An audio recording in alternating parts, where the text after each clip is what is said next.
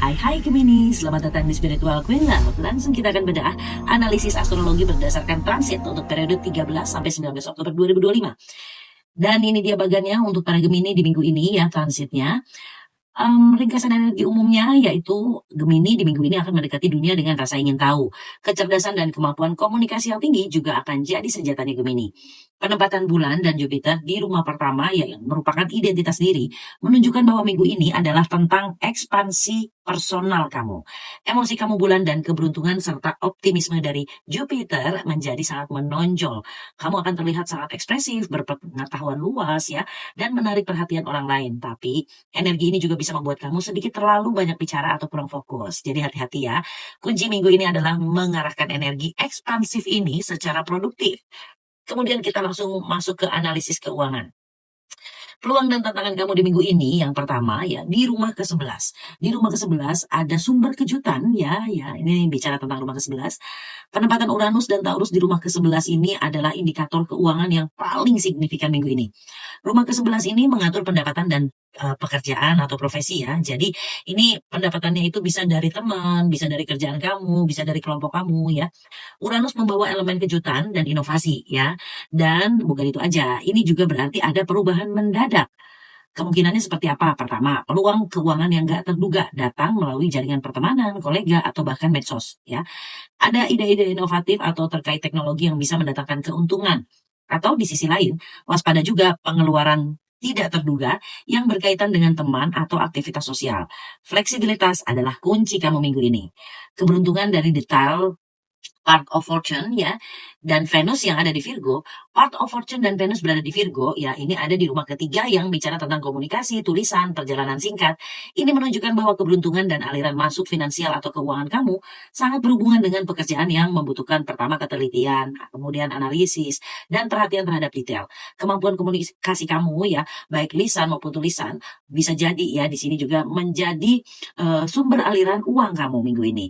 Bisa proyek menulis, mengajar atau pemasaran yang akan memberikan keuntungan. Venus di Virgo ya ini menunjukkan bahwa uang datang dari pekerjaan yang bersifat pelayanan atau membantu orang lain yang kamu lakukan dengan baik.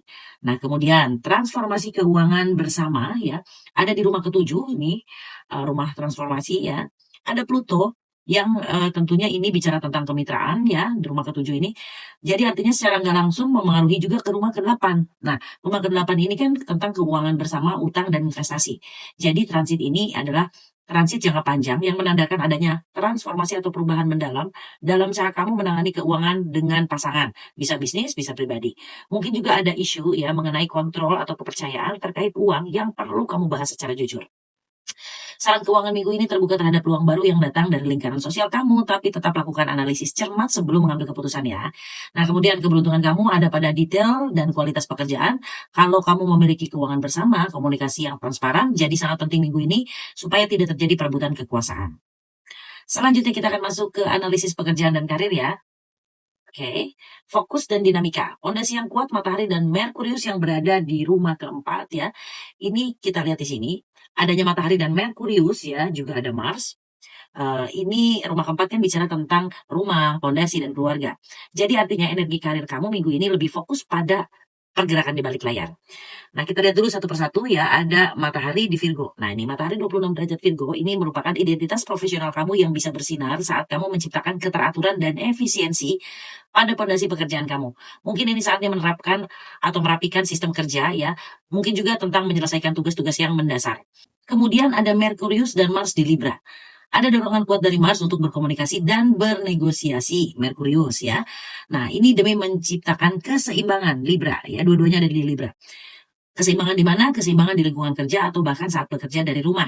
Ini adalah waktu yang tepat untuk diskusi tim, mediasi konflik, atau mau merencanakan strategi jangka panjang. Nah, kemudian kita lihat di rumah ke-1. Di rumah ke-1 ada karir sebagai ekspresi diri. Kalau karir sebagai ekspresi diri, ya Jupiter planet keberuntungan berada di rumah pertama kamu loh. Dan merupakan penguasa alami rumah ke-10 ya, ini rumah karir ya. Nah, untuk ascendant Gemini ini adalah penempatan yang sangat kuat. Artinya kemajuan karir kamu sangat bergantung pada cara kamu menampilkan diri, percaya diri, optimis, dan kemampuan kamu untuk berbagi pengetahuan dengan teman sejawat kamu akan menjadi aset terbesar ya. Kemudian visi jangka panjang di rumah ke-9 di sini ada Saturnus dan Neptunus ya. Kalau Saturnus bicara tentang struktur dan tanggung jawab, sementara Neptunus bicara tentang mimpi, intuisi, ya. Nah, di rumah ke-9 ini bicara tentang visi dan pendidikan tinggi.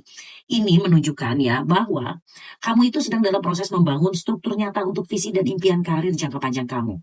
Mungkin ada tantangan dalam membumikan ide-ide idealis Anda ya, tapi Saturnus menuntut kamu untuk melakukannya dengan disiplin. Jadi saran buat kamu untuk masalah karir, fokus pada penguatan pondasi pekerjaan. Satu, lakukan negosiasi dan komunikasi yang adil untuk menciptakan harmoni supaya nggak konflik. Kemudian jangan ragu menunjukkan pengetahuan dan kepercayaan diri kamu, karena itu yang akan menarik peluang ya. Karir kamu akan bergerak menuju sesuatu yang lebih besar dan bermakna, jadi teruslah bekerja dengan disiplin untuk mewujudkan visi tersebut. Oke, kita masuk berikutnya ke analisis percintaan. Energi untuk yang single ya, pertama ada daya tarik intelektual. Nah, di sini ada bulan dan Jupiter di Gemini di rumah kamu sendiri. Kamu itu terlihat sangat menarik, komunikatif, dan cerdas loh minggu ini. Jadi orang-orang itu akan mudah tertarik pada cara kamu berbicara atau berpikir ya. Kemudian cinta dan komunikasi, kita lihat ada Venus di Virgo ya. Cinta dan komunikasi ini ada di rumah ketiga, menunjukkan bahwa potensi pertemuan romantis paling mungkin terjadi pertama ya, kamu bisa ketemu di aktivitas komunikasi, contoh kursus online, seminar, atau mungkin dating app ya, yang berfokus pada profil mendalam, atau bahkan melalui obrolan dengan tetangga juga bisa loh ya. Nah, terus kemudian orang yang kamu temui akan menghargai kecerdasan, kepraktisan, dan kesederhanaan. Jadi daya tariknya bukan pada kemewahan, tapi pada obrolan yang nyambung dan perhatian-perhatian kecil ya. Nah, hati-hati ada keraguan karena Venus yang berada di Virgo itu cenderung analitis dan kritis. Jadi hindari mencari-cari kekurangan pada calon pasangan terlalu cepat, fokus pada kualitas baik yang mereka tawarkan aja ya. Oke, kalau buat yang berpasangan nih, kita lihat di rumah ketujuh ada Pluto ya. Ini bicara tentang transformasi. Rumah transformasi ada Pluto. Berarti tema utama dan jangka panjang hubungan kamu memang sedang mengalami perubahan yang cukup dalam. Isu yang selama ini dipendam ya, hal-hal yang ditutup-tutupi, dinamika kekuasaan atau kebenaran yang belum terungkap bisa jadi akan muncul ke permukaan di minggu ini. Tujuannya nggak lain dan nggak bukan untuk membangun kembali hubungan di atas fondasi yang lebih kuat dan jujur ya. Jadi yang selama ini kamu pendam atau orang lain pendam terhadap kamu itu nanti akan muncul ke permukaan. Oke, diskusi di ranah domestik ya. Di sini ada Merkurius dan Mars ya. Merkuriusnya tentang komunikasi, Marsnya tentang semangat atau kalau sisi negatifnya adalah tentang konflik ya. Berada di rumah keempat. Nah, jadi ini artinya ada energi yang kuat untuk mendiskusikan masalah rumah tangga, keluarga, atau masa depan bersama. Ada Mars di Libra ya, ini ingin bertindak untuk menciptakan keadilan tapi bisa juga jadi ragu-ragu. Penting ya buat kamu mengutarakan keinginan kamu secara langsung, tapi tetap diplomatis, pakai gaya Libra. Jangan agresif, jangan tergesa-gesa, dan jangan main close atau main jajah ya. Jadi kamu harus menghindari konflik pasif agresif ya. Nah, kemudian cinta dalam tindakan. Venus di Virgo ya, ini mengingatkan bahwa cinta minggu ini paling baik diekspresikan melalui tindakan nyata dan pelayanan. Membantu pasangan dengan tugasnya, merapikan rumah bersama, atau sekedar memastikan kebutuhan pasangan kamu terpenuhi, itu akan terasa lebih romantis daripada kata-kata manis loh.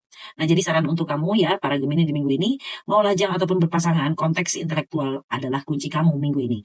Untuk yang lajang, aktif komunikasi dan perhatikan orang-orang sekitar kamu. Untuk yang berpasangan, gunakan energi minggu ini untuk melakukan percakapan penting atau obrolan penting tentang fondasi hubungan kamu dengan cara yang adil dan seimbang ya. Tunjukkan cinta kamu atau kasih sayang kamu ke pasangan melalui tindakan nyata. Itu dia beda analisis astrologi berdasarkan transit untuk para Gemini. Jangan lupa untuk like, komen, dan subscribe. Semoga kamu selalu berbahagia dan berkelimpahan. Have a nice day.